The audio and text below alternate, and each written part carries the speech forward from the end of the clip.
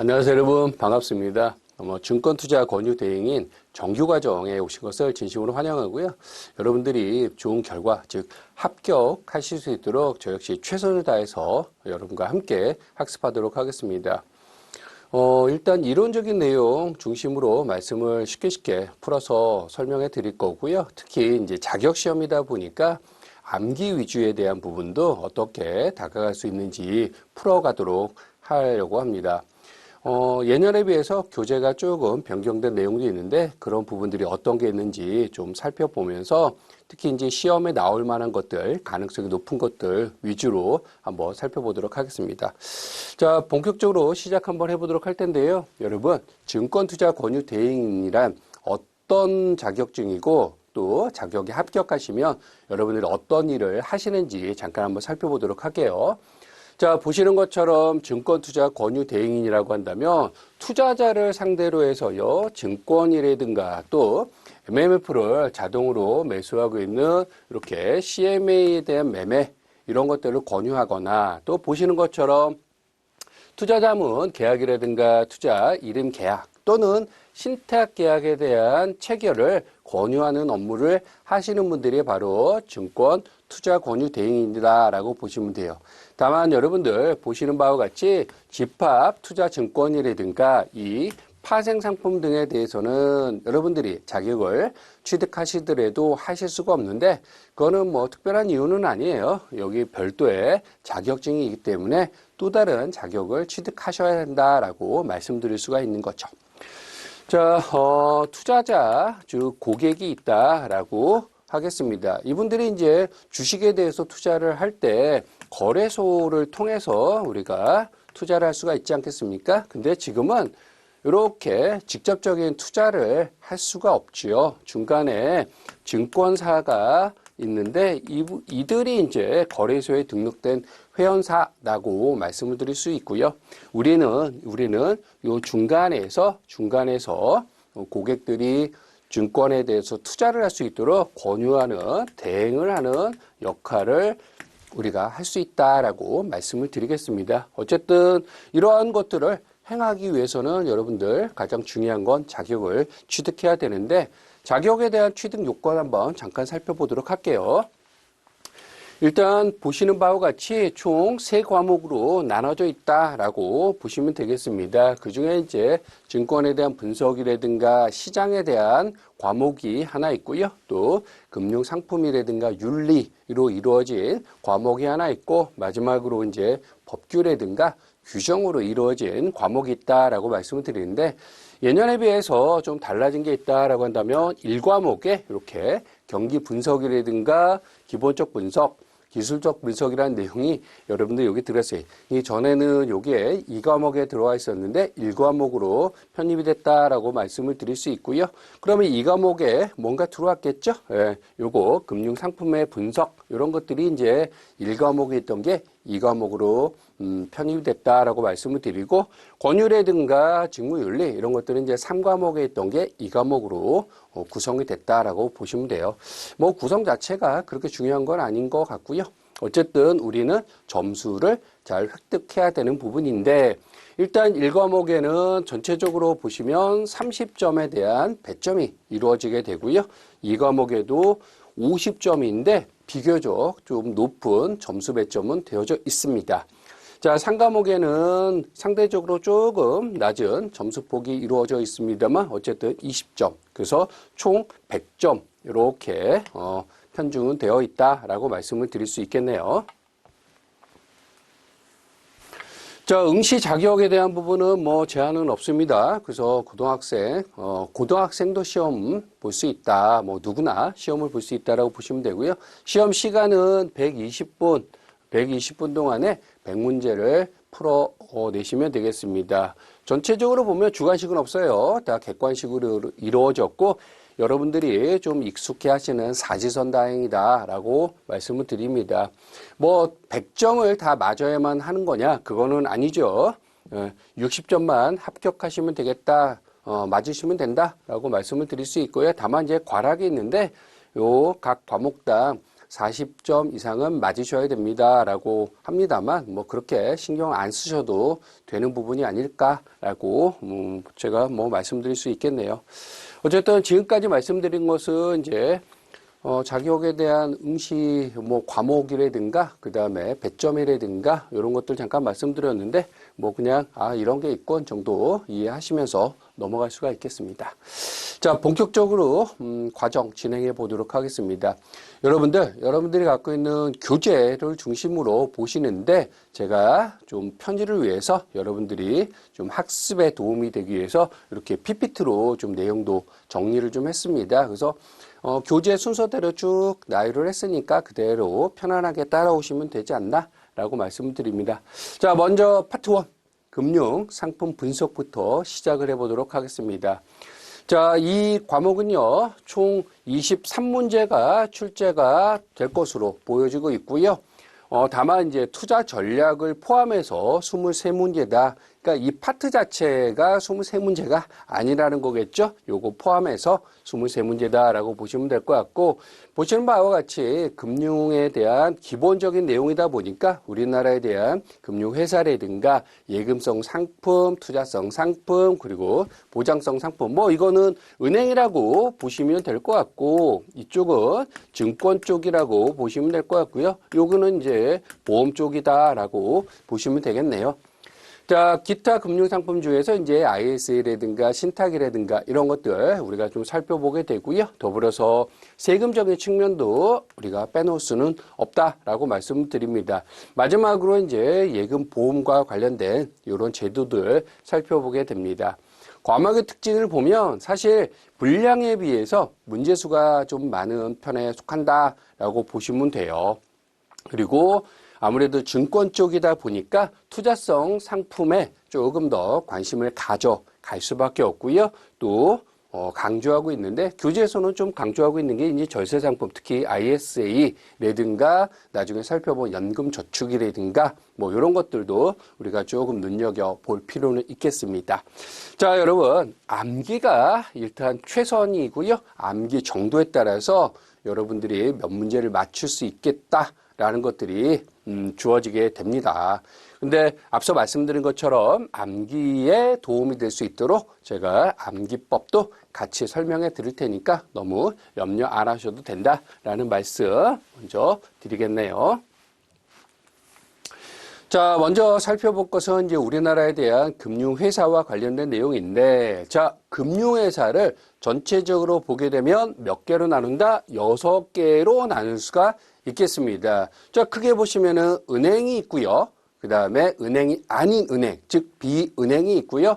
그리고 금융투자업자가 있고 보험회사가 있고 기타 금융기관이 있고 그리고 금융보조기관이 있다. 이렇게 큰 틀에서 보면 6개가 있다라고 말씀을 드리겠어요.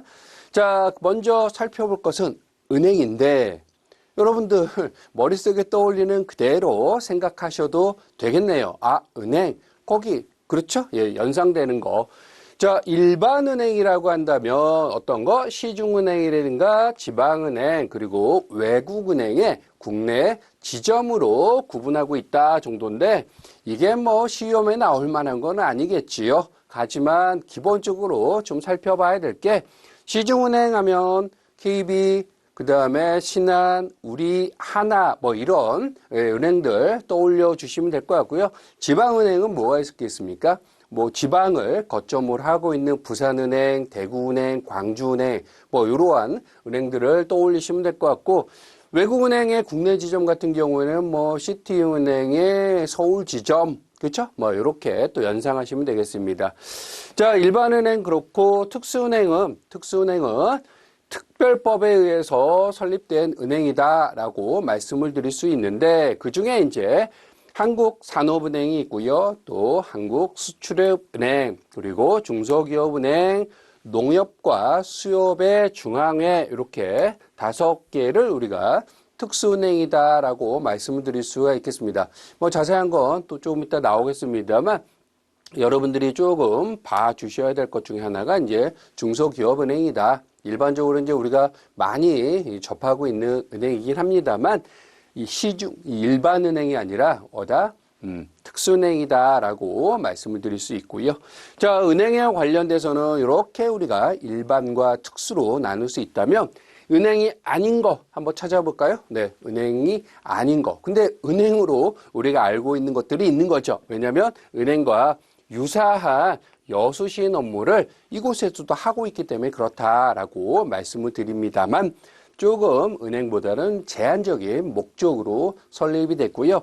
대표적인 기관은 보시는 바와 같이 상호저축은행이다. 착각하지 말아야 될 것은 상호저축은행이 은행에 포함되는 게 아니고 뭐다? 비은행에 포함이 된다. 이렇게 좀 잘 좀 봐두시기 바라겠습니다. 또 하나는 뭐가 있다? 신용협동기구가 있는데 일반적으로 이제 조합원으로 구성된 단체라고 보시면 되겠습니다. 자, 신용협동기구는 비은행에 포함이 되고 있는데 그 중에서 이제 신용협동조합이라는 게 있고요. 또 새마을금고라는 게 있고 상호금융이라는 게 있구나 정도만 보시면 됩니다. 중요한 포인트 하나 잡아볼까요, 여러분? 자, 신용협동기구에 포함되지 않는 것은 그래서 1번 신용협동조합, 2번 새마을금고, 3번 상호금융, 4번 상호저축은행. 그렇죠, 여러분. 정답 그러면 상호저축은행 이렇게 찾아낼 수 있는 센스 이런 걸 주의하셔야 되겠습니다.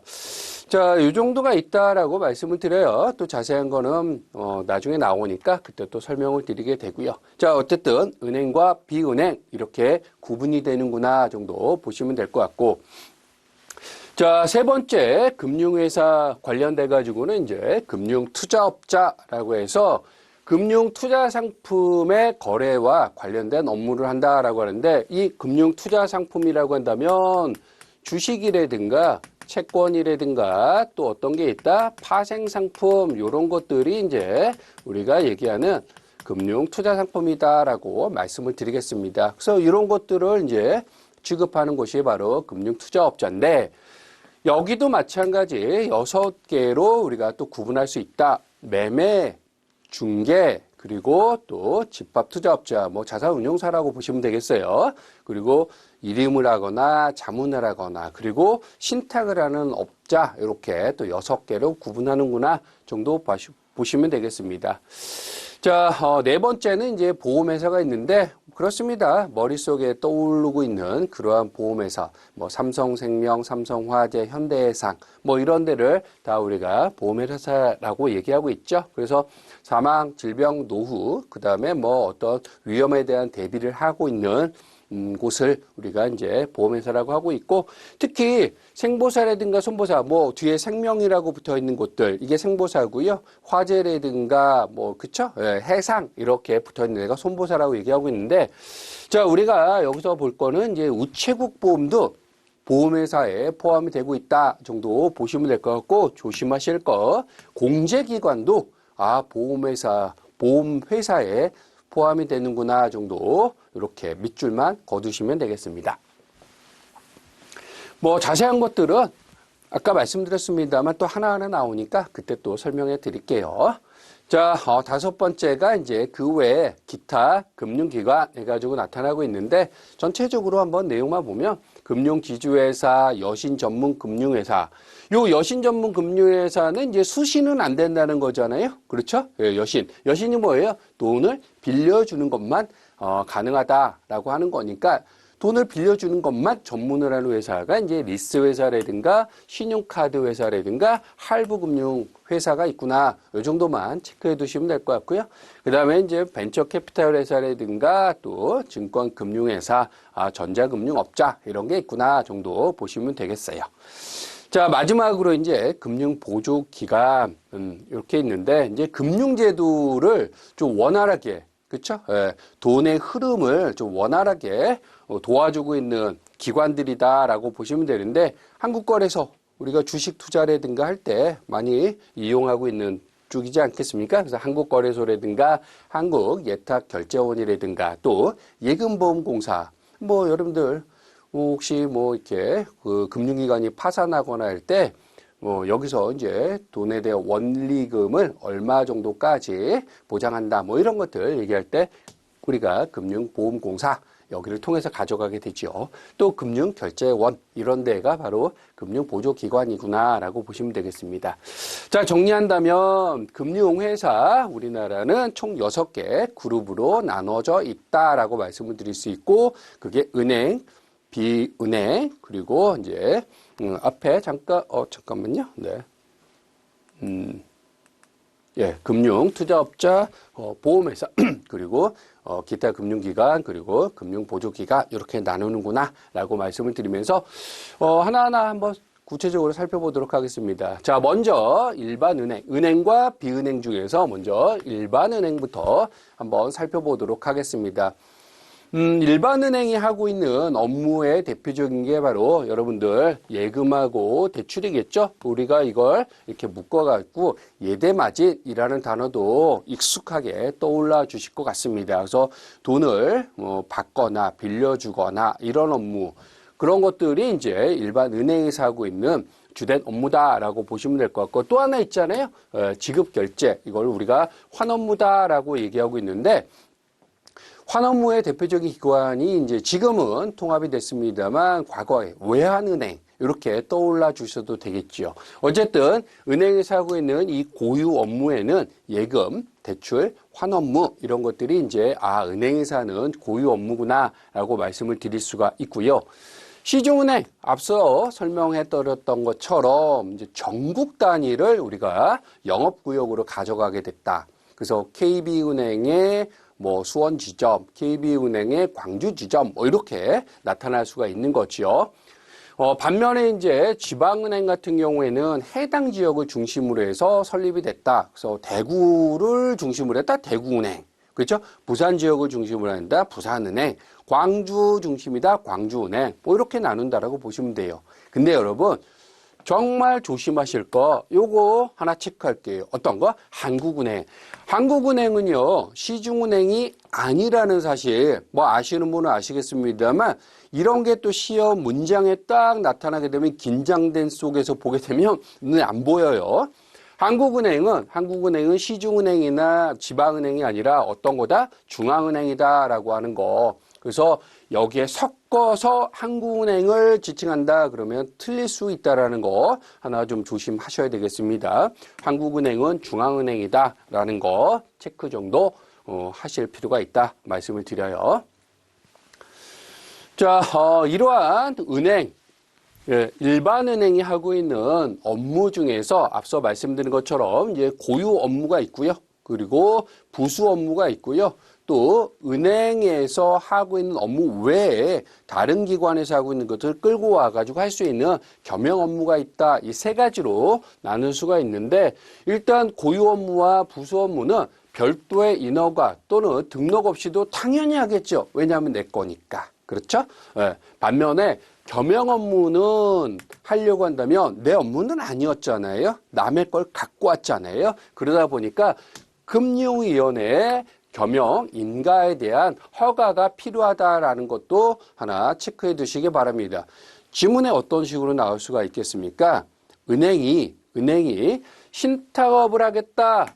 그러면 금융위원회에 뭘 해야 된다? 겸용 인허가를 받아야 하지만 지문상에는 그럴 필요가 없다. 이렇게 나오면 틀리다는 겁니다. 무슨 말인지 이해가 되시겠죠? 그래서 요것 하나 체크를 좀 해두시기 바라고 사실 만약에 여러분이 모 회사에 소속이 되어가지고 거기서 열심히 일을 하고 있습니다. 근데 외부에서 여러분을 조금 다른 업무도 같이 좀 도와주세요라고 한다면 그 회사에 허가를 받아야 되지 않겠습니까? 이 똑같다. 우리 은행이 이런 업무를 하고 있는데 다른 업무도 좀 하고 싶어. 그러니까 네가 좀 허가 좀 해주세요라고 한다는 거. 그게 바로 겸용 업무다라는 말씀을 드릴 수 있는 거예요. 자, 고유 업무 어떤 것들이 있다? 예금, 그 다음에 대출 이런 것들 앞서 말씀드렸잖아요. 그리고 환업무 이것들은 이제 은행이 하는 고유 업무가 되는 거고 부수 업무는 고유 업무의 외에 여기서 딸린 업무라고 보시면 되겠습니다. 이거를 하기 위해서 이제 해야 되는 업무, 이게 부수 업무인데, 뭐 채무보증이라든가 부금이라든가 팩토링, 뭐 부예수 이런 것들이 있구나 정도 보시면 될 것 같고요. 자, 중요한 거 앞서서 계속 강조해드리고 있는데, 은행 쪽에서 보게 되면 이 겸용 업무 쪽을 좀 여러분들이 살펴보셔야 됩니다. 집합 투자업 가능하고요. 집합 투자 자문업 가능하고요. 그다음에 신탁업 가능하고 투자 매매 중개 가능합니다. 그런데 뭐가 안 된답니까? 요거 안 된다. 요거. 그렇죠? 예. 투자 일임업 안 된다. 요거 조금 체크를 해 두시기 바라겠습니다. 뭐 나올 가능성, 확률은 그렇게 높지 않습니다만 그래도 한 번씩은 나오니까 뭐가 은행에 겸용 업무로서 할 수 없는 것은 해가지고 짠짠짠짠짠 이렇게 나오면 뭘 찾는다? 투자 이름에 대한 건 할 수가 없다라는 거를 여러분들이 좀 찾아주셔야 되겠다라는 말씀을 드립니다. 그럼 뭐 보험 대리점, 이거 방카슈랑스잖아요. 이런 거라든가 신용카드 업도 은행에서 할 수 있겠구나. 자, 여기서 하나 찾는다면 겸용 업무는 반드시 인허가가 필요하다는 거 말씀을 드렸고, 또 하나 체크해 볼 만한 거 투자 일임업은 안 되는구나. 요거 보셔야 되겠다. 자, 일반은행 말고 특수은행 우리가 또 한번 꼽아 볼 수가 있겠지요. 특수은행은요, 일단 은행법이 아니라 뭐에 의해서 설립됐다? 특별법에 의해서 설립이 된 은행이다라고 보시면 돼요. 그러니까 일반 시중은행이나 뭐 이렇게 지방은행처럼 고객에 대해서 뭐 예금이나 대출이나 이런 것들을 자유롭게 한다기보다는 얘네들은요, 특수은행 같은 경우에는 일반 은행이 지원하지 못하는, 그쵸? 예, 직접 자금을 중개하거나, 일반 은행이 직접 자금을 중개하거나 지원하지 못하는 분야의 자금을 좀 지원하기 위해서 특별하게 만들어진 은행이다라고 보시면 되겠습니다. 자, 비교를 좀 해본다면 일반 은행과는 달리 재정자금과 채권 발행에 크게 의존을 해서 자금을 조달한다라고 하고 있는데, 이건 무슨 말이냐면 혹시라도 그렇죠? 예, 특수은행이 돈이 좀 필요합니다. 그러면 일반 은행 같은 경우에는 예금을 받아서 이렇게 자금을 좀 확보할 수가 있잖아요. 얘네들은 그걸 못 한다는 거예요. 정부에서 자금을 빌려오거나 또는 자기들이 채권을 발행하겠다. 그래서 산금채 뭐 이런 것들이 있지 않겠습니까? 그래서 채권을 발행해 가지고 자금을 조달한다 정도 보시면 됩니다. 자, 이것도 가끔 지문에 한 번씩 등장하고 있는 게 뭐다? 특별법에 설립된 특수은행이 자금이 필요할 때 예금과 수신을 통해서 자금을 조달 가능하다. 틀린 거죠. 네, 그렇습니다. 재정자금과 채권 발행에 의해서 자금을 조달한다라고 보시면 됩니다. 자, 특수은행 어떤 것들이 있겠다? 보시는 것처럼 한국산업은행이 있고요. 한국수출업은행이 있고요. 그리고 우리가 조심해야 될 거 중소기업은행이 있고, 그리고 농협과 수협의 중앙회가 있구나 정도 볼 수가 있는데, 자, 일단 저희 동네 여러분, 좀 산수를 아주 잘하는 기업이가 있어요. 그 친구가 이번에 어디를 갔다? 중앙대 학교에 입학을 하게 됩니다.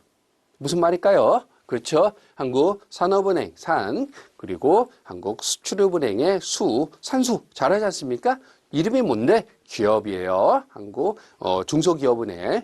그가 어딜 갔다? 농협과 수협의 이 중앙대에 갔다. 이렇게 조금 암기해 두시면 잊어버리지는 않지 않을까라는 생각을 가져보게 됩니다. 자, 특수은행 관련돼 가지고 여러분들을 다시 한번 체크해 둔다면, 재정적인 측면에서 자금을 조달할 때 재정자금과 그리고 채권 발행을 통해서 한다 정도 보시면 되겠습니다. 자, 상호저축은행, 은행이라는 단어가 붙어 있습니다만 우리가 이걸 은행으로 본다, 안 본다? 안 본다. 상호저축은행은 비은행에 포함이 된다라고 강조해서 말씀을 드렸어요. 그래서 요거 하나 조심해야 된다는 말씀을 드리고, 상호저축은행도요, 일반은행하고 고유 업무는 정말 상당히 유사하다. 예금, 그 다음에 수신, 그렇죠? 그리고 환업무, 이런 것들 상호저축은행에서도 할 수 있다라고 보시면 되겠습니다. 뭐 이 정도만 체크하시면 될 것 같고요. 근데 이제 과거에는 금고 뭐 이런 단어를 쓰다가 이제 은행이라고 표현이 바뀌면서 명칭 자체가 또 바뀌게 되지 않겠습니까? 과거에 이제 사금고화를 방지하고 그다음에 건전, 경영 유지 등을 위해서 이제 대신 얘네들은요 엄격한 업무 규제를 부과하고 있다 정도 보시면 될 것 같습니다. 자, 상호저축은행에 중앙회가 있어요. 중앙 컨트롤러 역할을 하고 있는 데인데 이건 뭘 하는 곳이냐라고 한다면 아무래도 중앙회니까 상호저축은행을 회원으로 가져가게 됩니다. 뭐 상호저축은행 정말 많지 않습니까? 이들을 다 회원으로 두고 있고 이네들에 대해서 뭐라겠다? 관리 감독도 하지만 교육도 한다. 교육도 하고 지도도 하고 어떤 표준화도 하고 뭐 이런 사업들을 하고 있는 데가 바로 중앙회다 정도 보시면 되겠습니다. 별로 어려운 내용은 없습니다만 주의하실 거 여러분, 상호저축은행이 은행이다 아니다? 아니다. 비은행이다. 이렇게 다시 한번 강조해 드립니다. 그리고 또 하나는 비은행 중에 하나가 이제 신용협동기구, 이게 또 비은행 중에 하나라고 말씀을 드렸는데 상호저축은행이 신용협동기구에 포함된다 안 된다? 안 된다라고 강조해 드렸습니다. 그거 조심하셔야 된다는 거 다시 한번 말씀드리고, 자, 신용협동기구는 뭐 하는 곳이냐라고 본다면, 자, 직장, 지역, 그렇죠? 네, 단체, 뭐 이렇게 해가지고 상호 유대를 가진 개인이나 단체, 뭐 일종의 이제 조합이라고 보시면 되겠습니다. 조합원. 네. 그래서 그들의 협동 조직을 기반으로 해서 자금의 조성과 이용을 도모하는 비영리 금융회사다. 이것도 체크해 볼 필요가 있겠죠? 예, 영리 아니에요. 비영리 금융회사다. 조금 문장을 치사하게 어렵게 낸다면 신용협동기구는 어쩌고저쩌고 해가지고 영리금융회사입니다. 틀리다 맞다? 네, 틀리다. 비영리 금융이라는 거 요것도 보셔야 되겠다. 그 다음에 또 신용협동기구에 포함되어 있는 거 세 가지 신용협동조합이 있고요. 새마을금고가 여기 들어가 있네요. 그렇죠? MD 새마을금고 들어가 있고 상호금융이 들어가 있다라고 말씀드릴 수 있는데 일단 여기에는 다시 한번 강조해 드립니다만 상호저축은행은 없습니다. 이 정도 보시면 되겠습니다. 자, 비은행인 이 상호저축은행과 신용협동기구는요, 자금의 대부분을 특정 지역의 서민이라든가 영세 상공인으로부터 예금 형태로 조달을 받아서 이걸 또 대출하는 형태로 이용하고 있다라고 하는 건데, 뭐 앞서 드렸습니다만, 뭐 조합 관계도 있게 되고요. 특히 이제 상호저축은행 같은 경우, 이런 경우에는 이제 특정 서민이라든가 영세 상공인, 이게 이제 키워드가 된다라는 것도 강조해 드리겠습니다. 자, 지금까지 말씀드렸던 것은 이제 은행과 비은행과 관련된 말씀을 쭉 설명해 드렸고요. 중요한 포인트 몇 가지 강조한 것만 여러분들 또 체크해서 한 번씩 또 나중에 학습하실 때, 복습하실 때 보시면 될 것 같고, 자, 지금은 이제 금융투자회사와 관련돼 가지고 한번 우리가 살펴볼 텐데, 자, 금융 투자 상품의 거래와 관련된 업무를 수행한다라고 말씀을 드렸잖아요. 여기서 다시 한번 본다면 금융 투자 상품이라는 게 어떤 게 있나? 주식이라든가 채권이라든가 또 파생 상품이라든가 뭐 이런 것들을 우리가 금융 투자 상품이다라고 말씀을 드렸고, 이런 거에 대한 거래를 우리가 좀 하고 있는 업무와 관련된 회사가 금융 투자 회사다라는 거. 그래서 이런 업무들은 투자 매매라든가 중개 이런 것들이 해당이 되겠고요. 또 집합 투자업, 펀드 이렇게 보시면 될 것 같고, 그다음에 투자 일임업, 그리고 투자 자문업, 신탁업 이렇게 6가지가 있습니다. 자, 이 금융 투자 회사들은요, 요거 다 겸용이 가능하다라고 볼 수가 있는데, 뭔가 하나 떠오르는 게 있겠지요, 여러분? 강조했던 거 하나 있지 않겠습니까? 어떤 겁니까? 그렇습니다. 머리에 아마 요거 투자 일임업 이게 아마 떠오르셨다면 이거는 어떤 거다? 은행에서 겸용을 할 수 없는 거 요거잖아요. 요거 은행에서 고유의 업무와 그 다음에 부수적인 업무 할 수 있고요. 겸용을 해서 업무를 할 수 있다라고 우리가 앞에서 잠깐 살펴봤는데, 자, 은행에서 요 5가지 업무는 겸용할 수 있습니다만 투자 1임업은 할 수 없습니다라고 제가 강조는 해드렸고요. 그건 은행과 관련된 얘기인 거고, 금융투자회사의 경우에는 전부가 다 겸용이 가능하다라는 거 차이점 이해가 되시겠죠? 자, 인가 대상은 투자 매매라든가 중개라든가 그리고 집합 투자업이라든가 신탁이라든가 이런 것들은 인가를 받은 대상이라고 한다면, 등록을 해서 할 수 있는 게 바로 2가지가 있는데, 요 투자 1임업과 투자 자문업의 경우에는 등록만으로도 가능하다라고 보시면 돼요. 그렇죠? 여러분들이 만약에 나중에 사업을 한다라고 가정을 하겠습니다. 그러면 어떤 게 나올까요? 사업자 등록증이 나오겠죠. 사업자 등록증을 보면 사업에 대한 등록 일자가 나오지 않겠습니까? 그렇습니다. 사업자 등록을 했을 때 등록 일자가 나온다라고 보시면 되겠어요. 등록 일자, 등록 일자 이렇게. 자, 그렇습니다. 억지라고 하신다고 하더라도 여러분 시험장 가면 생각이 나실 거예요. 그래서 인가 대상과 등록 대상으로 구분한다면 등록 대상에는 등록 일자 이렇게 여러분들 꼭 좀 암기해 두시면 되겠습니다.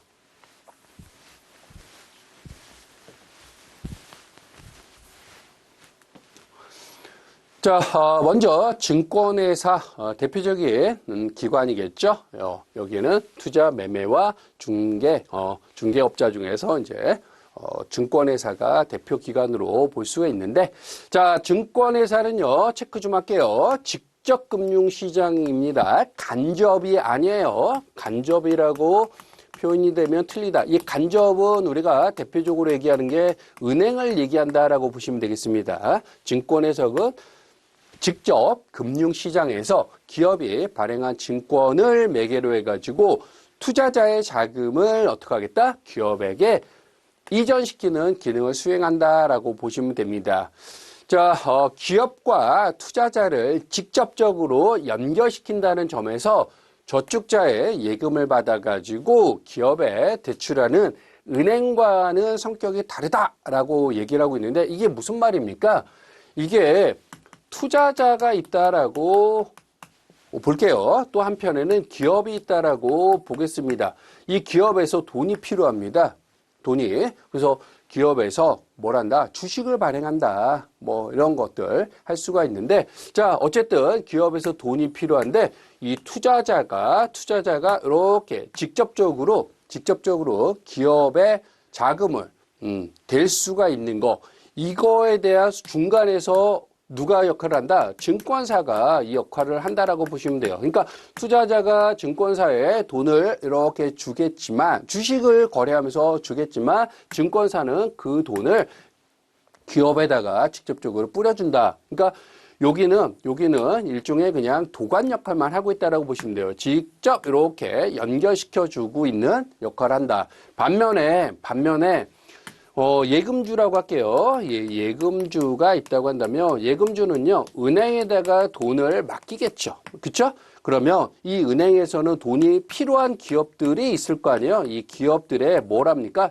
이 대출이라는 형태로 해가지고 여기다가 돈을 빌려주는 역할을 하고 있는 거예요. 그러다 보니까 이쪽에서 볼 때는 직접적으로 이렇게 돈이 간 것이 아니라 은행을 통해서 이렇게 갔다고 보니까, 은행은 간접금융에 대한 표현을 이렇게 쓰고 있는 겁니다. 이렇게. 그래서 예금주가 은행에다가 돈을 맡기게 되고, 이 은행은 돈이 필요한 기업에 돈을 이렇게 빌려주는 형태, 요거를 이렇게 표현했다. 그 저축자의 예금을 받아서 기업에 대출을 해주는 은행, 요거 간접금융이라고 얘기하는 거고, 여기에 나타나는 거 기업과 투자자를 직접 연결해 준다. 이게 도관 역할만 하고 있다는 거예요. 매개적인 측면에서 이렇게 요게 이제 직접 금융이다. 이 표현을 이렇게 설명하고 있는 겁니다.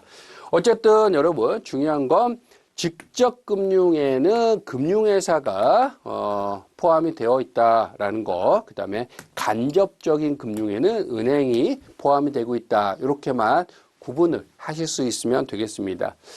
가끔 뭐 지문 문장에 이제 증권회사는 어쩌고 저쩌고 간접금융입니다. 그러면 맞다 틀리다?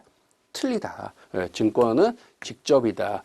뭐 보시면 여기 지읒이잖아요. 그렇죠? 여기도 지읒이지 않습니까? 이렇게라도 매칭해서 여러분들 암기해 두시면 도움이 되겠습니다.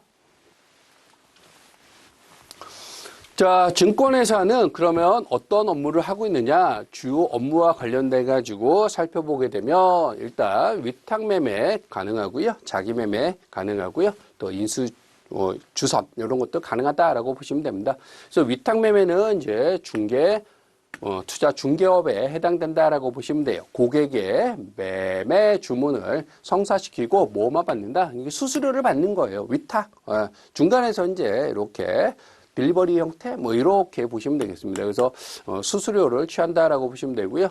자기 매매 같은 경우에는 내가 그냥 증권사가 직접 사고 팔고 하겠다라고 보시면 됩니다. 그래서 자기의 명의와 계산으로 내 돈으로 계산을 해가지고 금융 투자 상품을 매매하겠다라고 하는 겁니다. 이게 자기 매매, 자기 명의와 자기 돈으로 하겠다. 이건 뭐 투자 매매에 해당된다라고 보시면 되겠습니다. 자기 매매니까 투자 매매. 위탁이니까 요거는 이제 투자자하고 중간에서 이제 거래를 도와주는 중개에 해당되는 거다. 이렇게 구분하시면 될 것 같고요. 그 다음에 인수와 주선이 있는데 인수는 뭐냐면 기업에서 돈이 필요해가지고 여기서 뭘 합니까? 이제 주식을 발행한단 말이에요. 주식을 발행할 때 이 주식을 증권회사가 몽땅 그냥 다 사들여 버립니다. 그리고 난 다음에 투자자를 모집한다. 요게 바로 인수다라고 보시면 되겠습니다. 그래서 신규 발행 증권을 매출할 목적으로 취득한다. 이게 이 얘기다. 기업이 주식을 발행할 때 증권사가 몽땅 사들여서 투자자를 찾아서 자금을 이렇게 뭐 유치하겠다. 이런 것들이 이제 인수라고 하는 거고요. 주선 같은 경우에는 증권사가 주식을 사들이지 아니하고 투자자를 이렇게 중간에 이렇게 연결만 해주는 역할을 하는 게 바로 주선이다라고 보시면 됩니다. 우리가 뭐 여러분들 머릿속에 이제 뭐 미팅이다, 소개팅이다, 맞선이다 이걸 뭐라고 합니까? 상대방끼리 이제 이걸 주선한다고 하지 않겠습니까? 자리를 이렇게 마련하는 거 이걸 주선이라고 하는 걸 여기다가 이렇게 매칭해도 그 의미는 같다라고 보시면 돼요. 기업에서 이제 주식을 발행했는데 증권사가 사는 게 아니고 기업과 투자자를 중간에 이렇게 연결해주는 역할. 그게 바로 주선이다라고 보시면 됩니다. 이거는 이제 투자 매매업에 해당된다 정도 표현을 할 수가 있겠습니다. 자, 또 증권회사는요, 펀드도 판매할 수 있고요. 그 다음에 자산 관리도 할 수 있고요. 신용 공여도 할 수 있다라고 하는 건데, 자, 펀드는 뭐가 되겠습니까? 여러분들, 머릿속에 떠오르는 그거 얘기하시면 되겠습니다. 펀드를, 이제 수익 증권들을 투자자에게 판매하고 있다라고 하는 건데, 펀드 판매는요, 투자 중개에 해당되고 있다. 이게 자산 운용사죠. 자산 운용사에서 펀드를 만들어가지고 여기서 대신해서 이제 판매만 도와주고 있는 거죠. 그래서 투자 중개에 해당된다 정도 보시면 되고, 또 자산관리, 은행도 마찬가지입니다만 증권사에서도 PB센터 있고 더블림센터 있고 뭐 이렇게 떠올리시면 되겠어요. 뭐 그런 것들도 있고 다 이제 자산을 관리하는 업을 하고 있는 건데 대표적으로 이제 레버 어카운트라든가 이제 CMA 이런 것들을 이제 제공하게 되는 거죠. 그래서 전체적인 고객의 자산 관리도 도와주고 있구나라고 보시면 되겠습니다. 근데 자산 관리 같은 경우는 이제 투자에 대한 자문이라든가 일임 이런 업무에 해당된다라고 구분을 지을 수가 있겠습니다. 요거는 좀 잘 좀 봐주세요, 여러분. 신용 공여 이거는 뭐가 되겠습니까? 그러니까 약간 담보가 좀 필요하신 분들, 그 다음에 신용의 보완이 좀 필요하신 분들 있지 않겠습니까? 그분들에게 좀 도움을 좀 주겠다라고 하는 건데, 금전을 융자하거나 유가증권을 대부하는 거, 이런 것들이 이제 신용 공여다라고 보시면 되겠습니다. 그래서 증권을 담보로 해서 대출도 가능하다. 그래서 뭔가 돈이 좀 필요하신 분들에게 신용이라는 게 그거 아니겠습니까? 뭔가 이제 내가 갚을 수 있는 능력 뭐 이런 것들을 같이 한번 공유하겠다라고 하는 건데, 증권사 입장에서 봤을 때는 이제 유가증권 이런 것들이 이제 있을 수 있으니까 네, 이런 것들을 담보로 해가지고 대출도 가능합니다라고 하는 이 표현을 이렇게 쓰고 있다.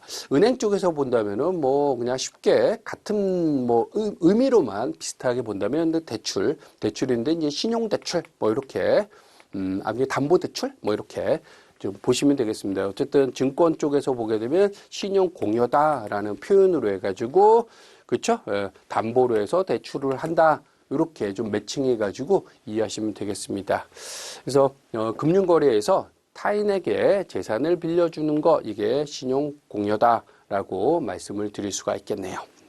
자, 여러분 증권사 업무, 증권회사의 업무와 관련돼 가지고 6가지를 우리가 살펴봤는데 요거 한 가지 정리 좀 해보도록 하겠습니다. 어떤 걸 정리할 거냐면 다시 본다면 투자 중개에 해당되는 게 어떤 게 있고 투자 매매에 해당되는 게 어떤 게 있는지 좀 보셔야 됩니다. 그래서 투자 매매와 관련돼서는 자기 매매와 인수, 그 다음에 주선 요게 있다 이렇게 말씀을 드리고요. 투자 중개와 관련돼 가지고는 요거죠. 그쵸? 요거 위탁 매매하고 펀드 판매 요거가 이제 투자 중개에 해당되는구나 정도 좀 구분해서 봐주셔야 될 것 같습니다.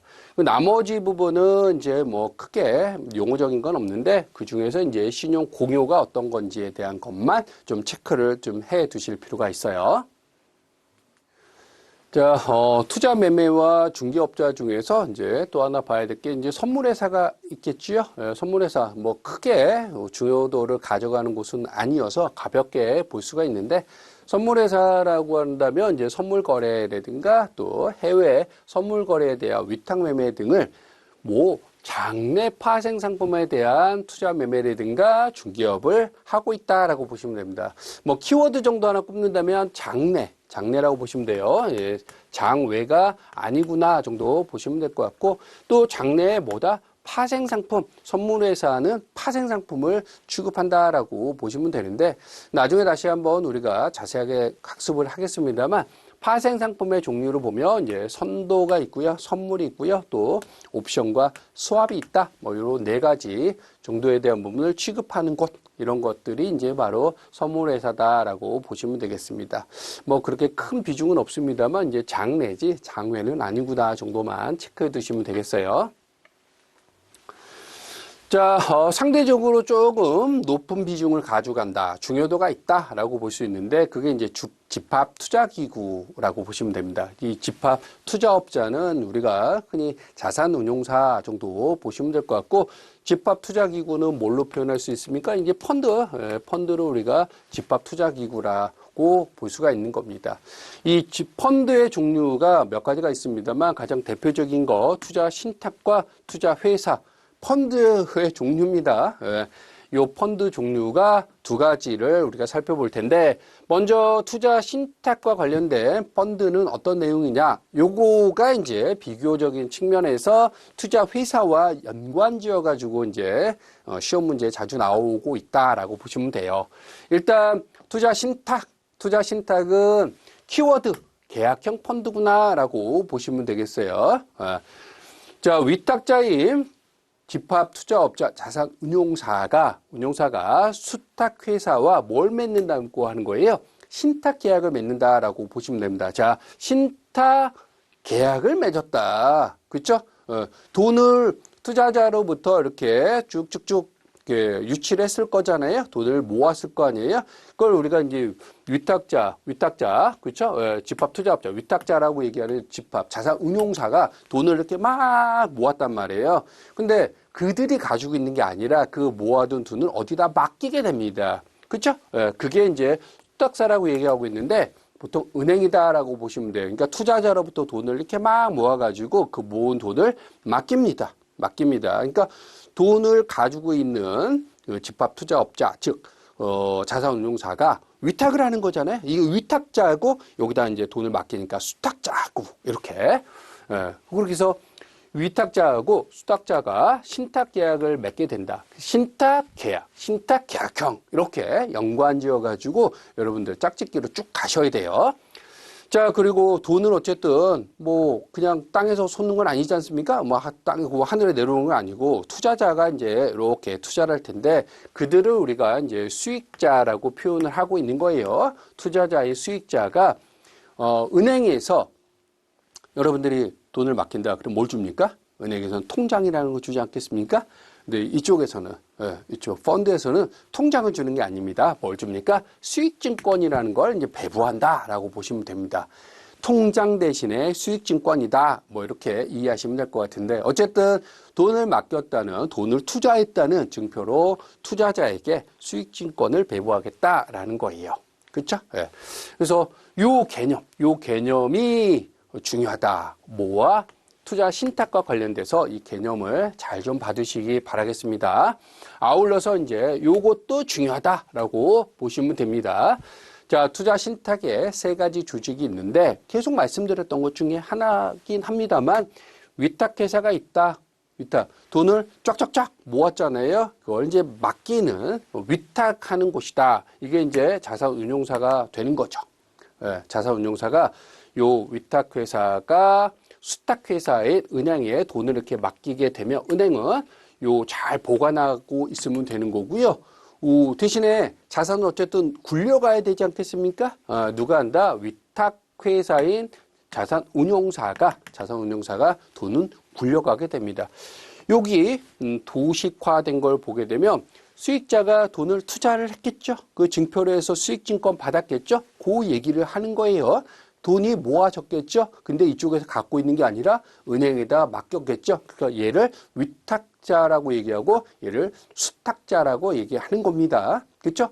이제 돈을 갖고 있는데 어쨌든 운영은 얘가 하겠죠. 그래서 지시를 하게 된다라고 하면 되시겠어요. 그래서 돈을 막 이렇게 운영을 하고 얘는 갖고만 있는 거고요. 그래서 이익이 좀 많이 났겠죠. 갖고 있는 돈을 분배하겠죠. 수익자한테 이익을 분배하는 역할까지 하고 있다라고 보시면 됩니다.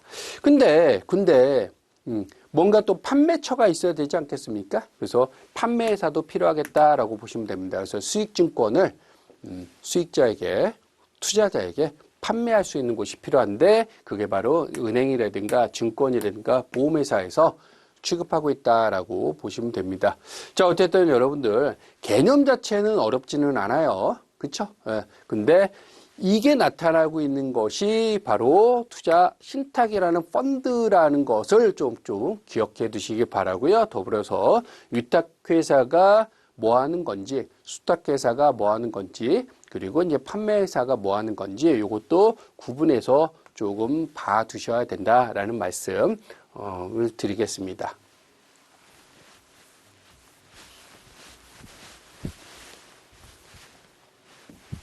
자, 투자 신탁 말고 또 하나가 있다고 그랬잖아요. 대표적으로 이제 투자 회사라고 명칭하고 있는 이제 펀드가 있는데, 자, 아까 투자 신탁은 계약형이다라고 말씀을 드렸다면 투자 회사는 이제 주식회사 형태로 가고 있다라고 보시면 되겠어요. 그래서 상법상 주식회사로서 임원이 대신은 없습니다. 그러니까 서류상 페이퍼 컴퍼니다라고 보시면 돼요. 서류상 회사다. 네, 그래서 회사다. 회사니까 여기도 회사다. 그리고 회사니까 주식회사다. 이렇게 보시면 되겠습니다. 아까 투자 신탁 같은 경우에는 투자자가 수익자 권유 지위로서 이제 수익증권을 받았잖아요. 여기는 이제 투자자가 주주로서 이제 위치에 서게 됩니다. 주식회사니까. 그리고 그리고 투자회사, 투자유한회사, 투자합자회사 형태로 투자회사의 펀드를 가져갑니다만 대신 중요합니다. 한명회사의 형태는 없어요. 요거 굉장히 중요합니다. 예, 나중에 다시 한번 설명해 드리겠습니다만 저 집합투자기구는 적어도 2명 이상이 모여져야 되는 거거든요. 근데 보시면 어때요? 한 명. 예, 말은 좀 그렇습니다만 한 명이 집합이 되지는 않지 않겠습니까? 그래서 한명회사는 펀드가 없다라고 보시면 되겠습니다. 요거 중요한 거 다시 한번 말씀드렸고 한 명은 안 돼요. 반드시 2명 이상 되어줘야 된다. 이렇게 보시면 됩니다.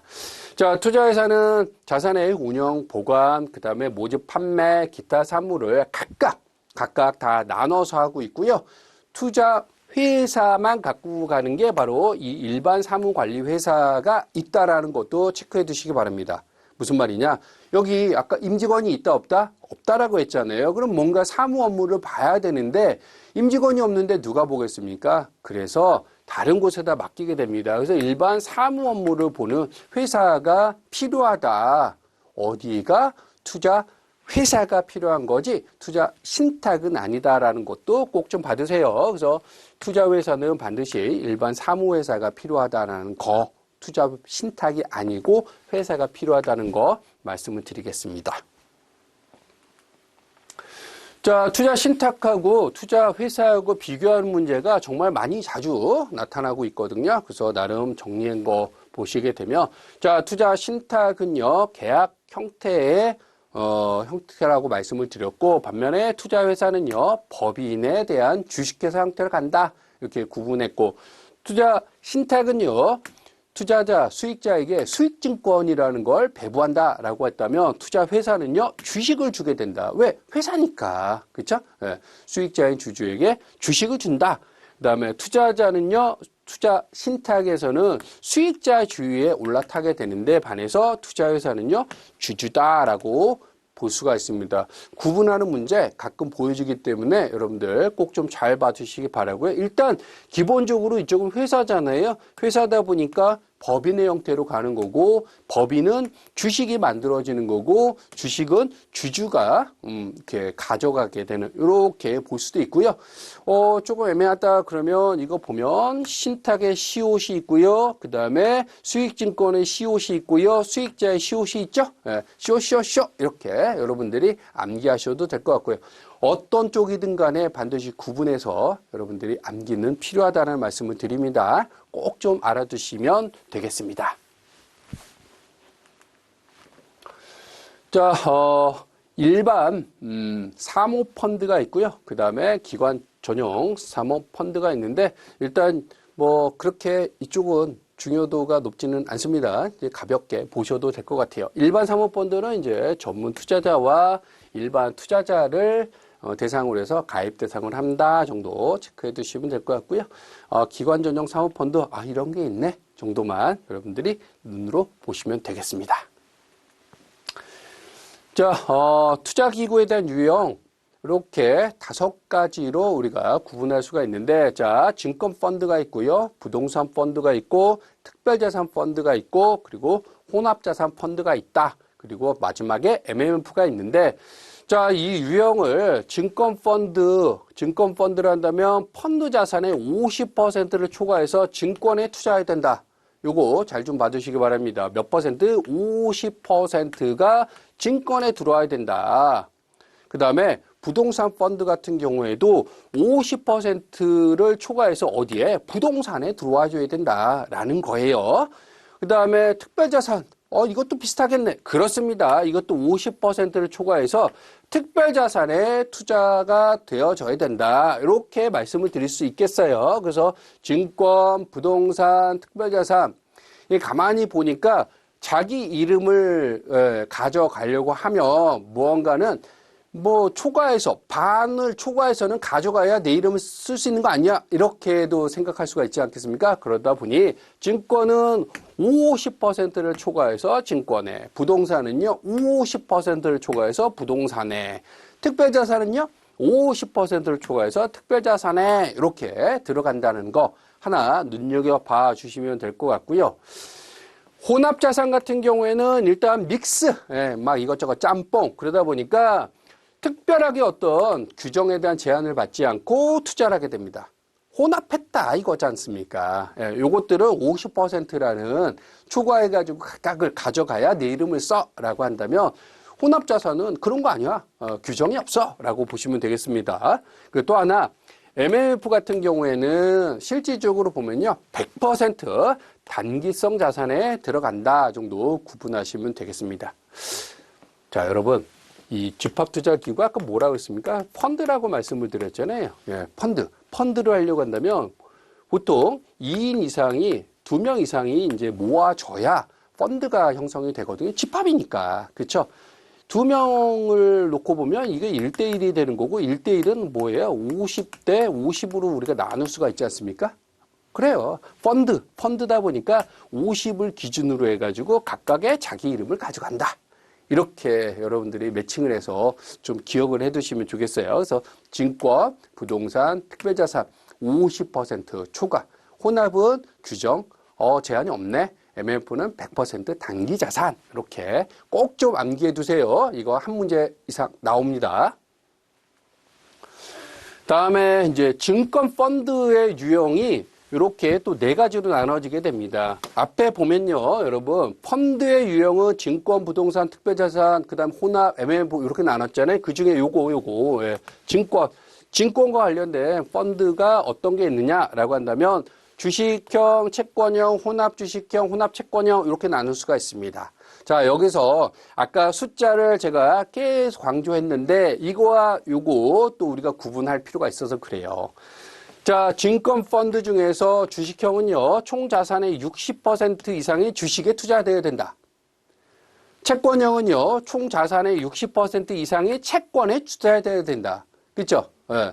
그래서 60 이상이 주식에, 60 이상의 채권에, 그래야 주식형, 채권형 이렇게 나눠지게 된다. 이렇게 말씀을 드리는데, 자, 이거 그럼 어떻게 외울 것이냐? 여러분, 주식시장 몇 시부터 시작이 됩니까? 9시부터 해가지고 보통 15시 30분까지 정규시장이 열리지 않습니까? 이거 몇 시간이에요? 이거 6시간하고 30분 동안 이루어진단 말이에요. 근데 뒤에 30분 빼버리면 주식시장 몇 시간? 6시간 이루어지지 않겠습니까? 6시간. 증권이니까 증권 6시간. 60% 주식형, 60% 채권형. 이렇게 외우시면은 어때요? 아까 거하고는 조금 다르죠? 의미가. 요거는 50% 뭐 이렇게 왔다면, 그렇죠? 자기 이름 써야 되니까. 증권은요, 6시간 반인데 30분 날려버리고 6시간. 그래서 60% 주식, 60% 채권. 이렇게 보면 어때요? 암기에는 좀 도움이 되시겠습니까? 자, 혼합. 요거 반반이잖아요. 반반이라고 한다면 뭐예요? 5대5. 그쵸? 그래서 혼합 주식형, 주식의 50% 이렇게 오는 거예요. 예, 반반이니까 혼합, 반반 50%. 근데 조심하실 거 하나 있죠? 혼합 채권형 있어요. 혼합 채권형. 주식형의 50% 이상은 주식 혼합형인데 혼합 채권형은요. 여기 채권이 아니에요. 예, 주식에 투자할 수 있는 최고 편입 한도가 50% 이하. 뭐 정확하게는 교재는 이하라고 했는데 이게 이상이니까 이제 미만이 되겠습니다만 어쨌든 50% 이하로 투자가 돼주면 뭐다? 혼합 채권형이다. 이해가 되시겠죠? 혼합 주식형은 주식을 기준으로 50% 이상, 혼합 채권형은요 주식을 기준으로 50% 이하. 이렇게 나눠진다라는 것도 꼭 좀 기억해 두셔야 되겠습니다. 자, 투자 자문가 일임업자가 있는데 요거는 뭐 그렇게 어렵지 않습니다. 그래서 이런 게 있건 정도 보시면 돼요. 투자 자문은 뭐 자문에 대한 조언하겠죠. 그다음에 이름은요 위임받아가지고 그 일 하겠죠. 뭐 요 정도로 해서 여러분들이 가볍게 보셔도 되겠다라는 말씀을 드립니다. 자, 여러분 지금까지 우리가 학습한 내용을 문제풀이를 통해서 한번 복습해 보도록 하겠습니다. 자, 다음 중 신용협동기구가 아닌 것은, 자, 신용협동조합, 그렇죠? 새마을금고, 그렇죠? 상호저축은행, 뭔가 이상하죠? 예, 제가 계속 강조했던 거, 그거라고 보시면 되겠습니다. 그래서 상호저축은행은 신용협동기구에 포함이 되지 아니하고요. 또 은행이다, 아니다? 아니다. 이 비은행에 포함이 되는 거, 이렇게 해서 우리가 조금 염두에서 봐야 된다라는 말씀을 드렸지 않습니까? 그래서 그거 관련해서 찾아주시면 되겠다라는 말씀 다시 한번 드립니다. 자, 증권회사가 고객에게 증권 거래와 관련돼서 금전을 융자하거나 유가증권을 대부하는 업무를 하고 있다고 합니다. 뭔가 신용이 좀 부족하거나 돈이 좀 필요할 때 보완을 하거나 뭐 이런 것들 하겠다라고 느낌이 오시지 않겠습니까? 그런 것들을 보면 신용 공유 업무를 하는구나 정도 여러분들 느낌으로 가져오실 수가 있겠네요.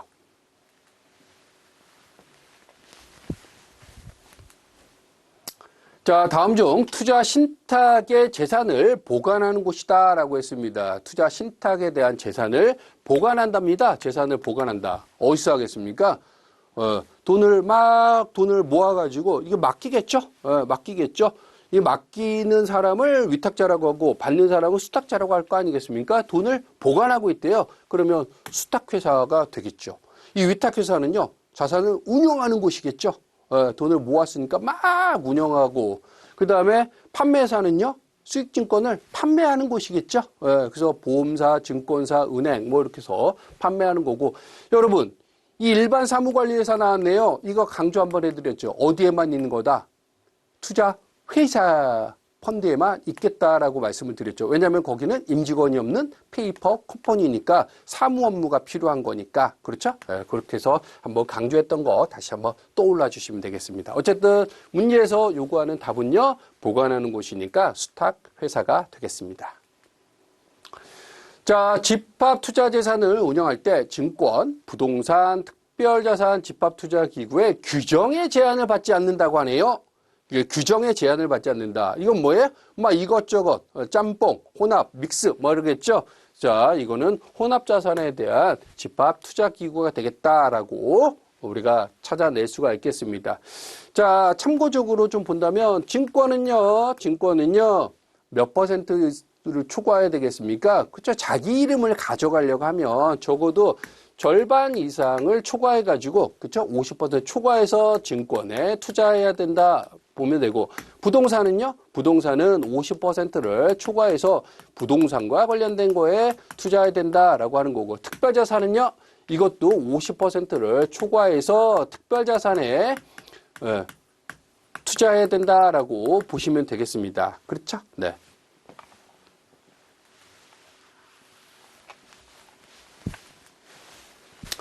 다음 중 주식형 집합투자기구에 대한 설명으로 옳은 것은, 자, 증권 펀드 안에 이제 주식형, 채권형, 혼합주식형, 혼합채권형 이렇게 나눈다고 그랬잖아요. 근데 여기서 한 가지 봐야 될 거는 증권이다 보니까, 자, 주식시장이 우리는 몇 시부터 열린다? 9시부터 16시, 15시 30분 해가지고 전체 몇 시간? 6시간 30분 동안 주식시장이 거래가 되는 건데, 뒤에 날려버리겠다. 그래서 6시간이라는 측면에서 우리가 암기에 대한 방법을 갖고 왔잖아요. 주식형 집합투자기구니까 어때요? 6시간 60%를 넘어서 주식에 운영을 하면 주식형, 60%를 넘어서 채권에 투자를 하게 되면 채권형. 그렇죠? 그 다음에 혼합 주식형 같은 경우는 반반이라고 했잖아요. 50%를 주식에다 투자하게 되면 혼합 주식형. 근데 하나 조심하실 거, 혼합 채권형 같은 경우에는 50% 이상은 채권이 아니고, 그쵸? 50% 이하 주식에 투자를 해야 혼합 채권형이다라고 했지 않습니까? 그렇게 보시면 되겠네요. 그러면 주식형 집합투자기구의 설명으로 옳은 곳은 1번이 되겠네요. 이렇게 찾아와 주시면 되겠다. 이건 뭐가 되겠습니까? 요거는 말이 안 되는 거고요. 그죠? 자산 총액 50% 주식형. 요거 주식 혼합형 되겠고요. 요거는, 그쵸? 50% 이하 주식으로 한다. 혼합 채권형 되겠고요. 그쵸? 네. 자, 이번 시간은 여기까지 해서 마무리하도록 하겠고요. 여러분, 지금까지 제가 몇 가지 강조 드린 게 있어요. 그거 중심으로만 다시 한번 복습을 하신다면 이쪽 부분에서 여러분들 고득점 받을 수 있다고 확신하는 거고요. 잠시 쉬었다가 또 계속 이어가도록 하겠습니다. 예, 고생하셨습니다.